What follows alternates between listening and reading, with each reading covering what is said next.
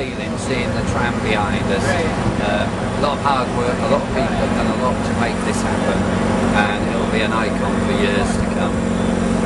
Will help Donna House in ways that people would never ever see. To get a first tram, a charity tram, is fabulous.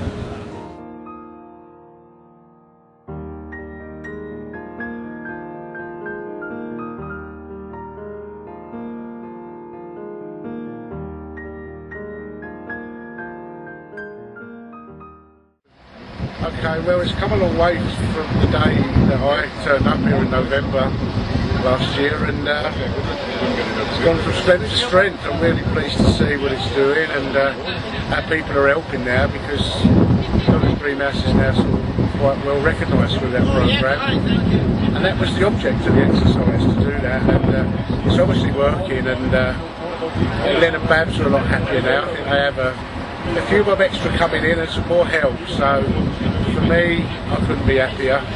And what with the tram now, you know, dedicated to Donna's Dream House, and the awareness now of Donna's Dream House is just fantastic. So the job was done, and you know, it's a beautiful, beautiful place.